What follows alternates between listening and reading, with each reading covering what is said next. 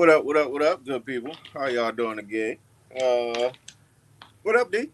What's going on, bro? Chilling, chilling. We got an interesting two episodes of Blue Lock today. Yeah, we do what, episodes five Um, and six. yeah. Well, but welcome to the podcast, people. The Ghost V Productions, Ghost V Network, where we talk anime, sports, and really anything we want to talk about. It's our channel. We do what we want. Right. So I'm gonna just jump right in because it got kind of it was a nice little twist put in there. It was. It was. But when we left off last time, it was they was locked into a 1-1 battle with I think it was Team Y. Mm-hmm. And Asagi had a notion or a little spider sense, so we say, that there was somebody else on the field that had something hidden up his sleeve. And he figured out who it was. So basically, the rest of that game, it was a battle between those two, trying to figure out who can figure out the plays better than the other one. Before the plays happened, they was figuring out plays. But now they had to figure out who could do it better. Mm-hmm. So it's tied 1-1, game almost over. And of course, Asagi and Bachura, my boy, tag team again, and Asagi got his game-winning score. His first goal, game-winning score. He boomed that thing too. I ain't even gonna lie. It was crazy because, like, to catch back on what you said, because Nico was the guy that everyone in the last episode, if you haven't watched that pod, go back and check it out. Episode 4, he was the mastermind.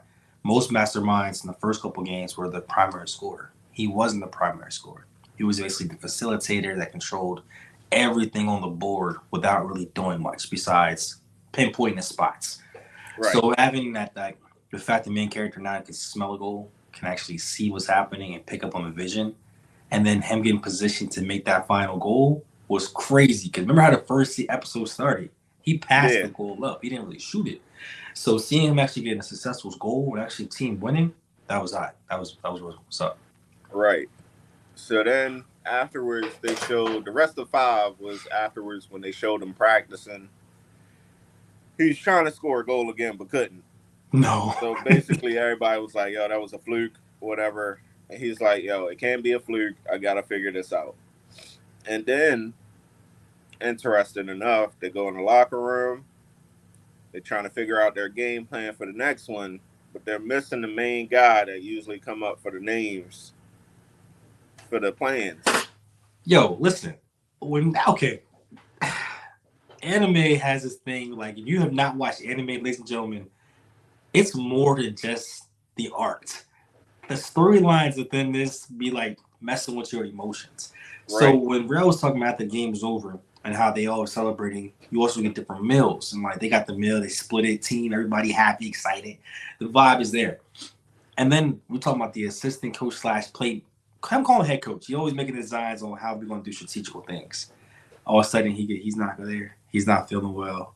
It just looked like, all right, no big deal because he's always been there anyway. He knows all of our strategies. He makes the strategies for us. So for him not to be available and then they're going to do their things, you don't think about it. Like, you think it was just like a normal thing. Because, I mean, he came in and he played it well. I ain't even going to lie. He played it well. He was like, yeah, I fell asleep in the shower. I was just so tired. Like, he went straight to the water jug to make it look like he was kind of dehydrated. Like, he played that thing to a T. Yes, he did. So they get to this next game, and they have these two twins that's supposed to be, like, super nasty. And actually, one of the players know the twins. Right here. Because he played against them. Yeah. Yeah. The one that didn't tell his little secret of what he can do. But he told me in the video, when they had a little video reference before the game, and he was back there because, remember, he couldn't sleep. He got up and went out there. And then he actually opened up a little bit and explained that if his injury were to happen again, I may not be able to play. Right. And he mentioned about the ACL tear. He said it, but he still didn't really give up his gift, though. No, he didn't. He did not. like he said why he's like kind of like second guessing himself, but he didn't say what he did as a skill. So they get in the game, and things look like it's going great. Oh boy, who you Like telling? the head coach slash player guy scores like 2 or 3 goals in a row, But headers, with and butter, bro.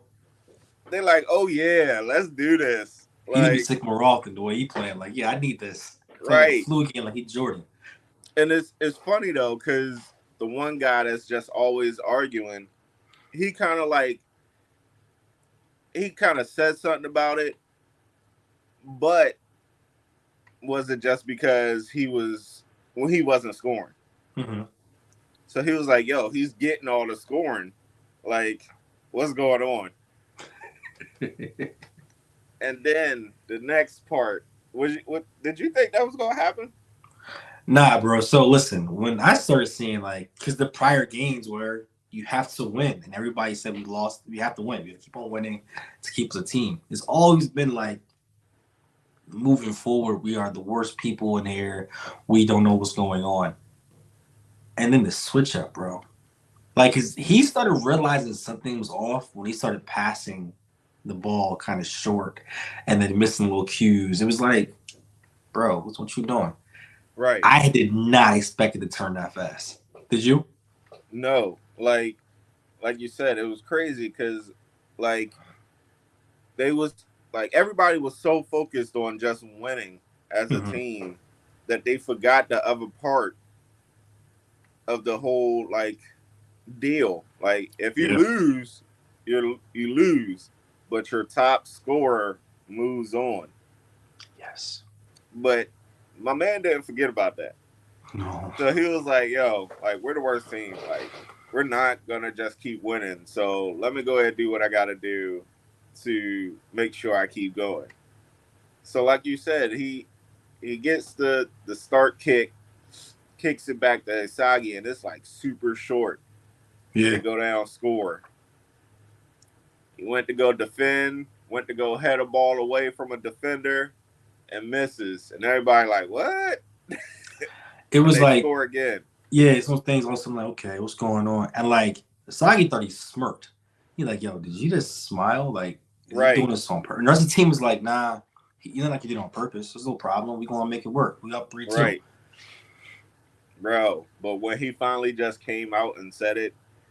it was like he was the super villain of all super villains. Okay, let's focus on that right moment right there. Okay, so when the score ended up being 3-3, right? And there's a moment where the team came up to him, the illustration changed, the shadows, everything in the background, and you see him looking down like moping, and they're like, "Yo, bro, did you really like betray us? Like, Right, what's going on?" And then you see the two evil twins. First of all, their character design is insane. bro. It was It's pretty hilarious. intense. They look like some goofy behind like psychopaths. So they Right. come And behind that's them. the thing though. Like we skipped over that, but their skill was being able to basically read each other's mind Yes. and play off of each other without even saying anything. Yep. So it was already confusing like, yo, what are they going to do?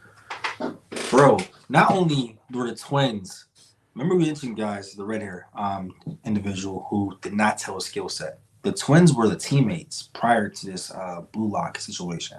So they called him glass leg. They knew he had an injury.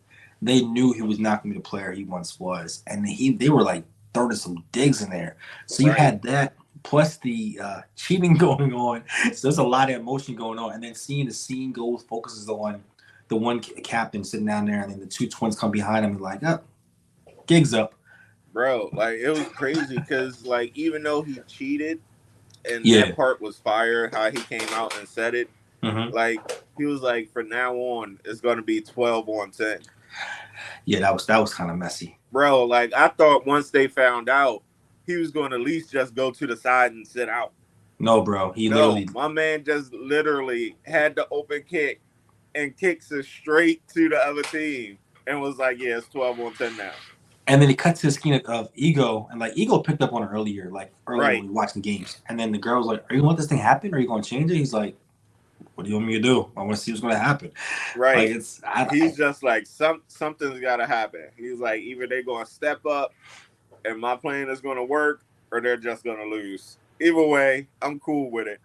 yo, and it may not seem a lot. People know soccer or sports in general. When you lose a person or you have an uneven amount of handicap, it's a big difference. So Right. we go into this game at 11-11. So the next episode is going to be 12-10. Right. 12 on 10, and the guy that flips sides know everybody's secret.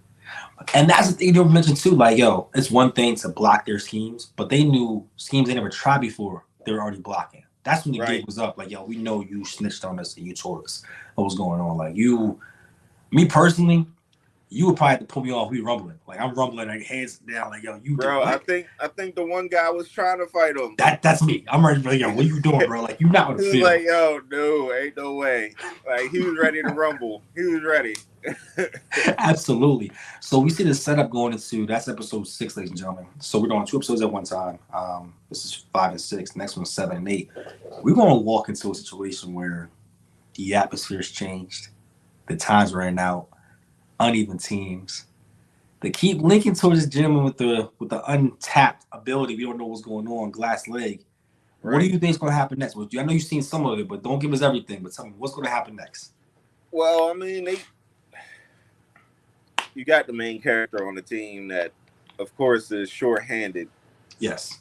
So somebody got to step up.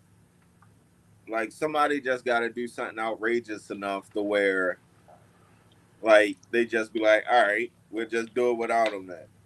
Like you don't know if it's going to be multiple people. Like, is one person going to step up? Somebody different? Is the glass leg guy going to step up?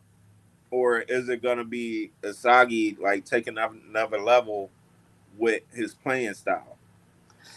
I feel like Asagi needs. I'm not well at this point right now.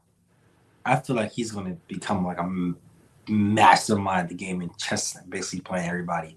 But he needs someone to help him get where he has to go, to set up the smell goals on him. If he can't do it by himself right now, so somebody Right. got to step up, and they're gonna make sure your boy can't do nothing. I feel like they're gonna try to trap the mess out of him. Yeah, because that's definitely one of the steps they was trying to do. Like, he could dribble the ball easy, Yeah, but he's like having to dribble with like 3, 4 people around him. not gonna work. It's crazy. But we're Not gonna gonna work. see. We're gonna see. Hopefully, Glass Leg finally snaps out of it since his teammate cheated him. That was not a pun, ladies and gentlemen. We're not saying snap because of glass leg. We're not hoping. But Yeah, ladies and hopefully gentlemen, he please he subscribe. steps up and just blows people mind because they still Yes. don't know what his gift is, his skill. I'm excited. I am super, super excited. I'll let you fans know what's going on is that we are going to potentially go to the 4-show rotation. Not sure yet. We're going to discuss that. But right now we have on the docket, we have Blue Lock. We are going to be consistent with that. Get back and y'all. Sorry, we've been so busy with stuff. Terminator Zero is on the docket. Kuroko Basketball is going to come back on the docket. And we got to put Right. something else in rotation. So we're going to be able to continue the shows, watch with us 2 episodes at a time, and keep going with it and enjoy it. Right. But yeah, that should be fun. And Blue Lock season 2 is coming out soon.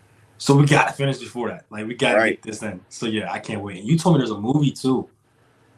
Yeah, it's supposed to be a movie too.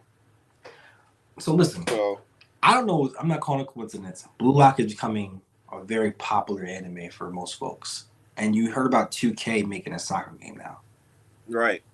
It's just kind of fitting that how the anime culture is pushing some things in video games. I like that. Right. And it's funny because I don't think it was the 2K soccer, but I think it was like FC soccer. Mm-hmm. They actually had in their game where you could unlock like some of the Blue Lock character types. Yo, that's dope. Yeah.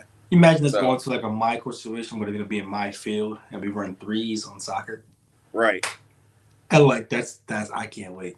I cannot wait. Ladies and gentlemen, stay tuned. Peace and love. Until next time. Peace.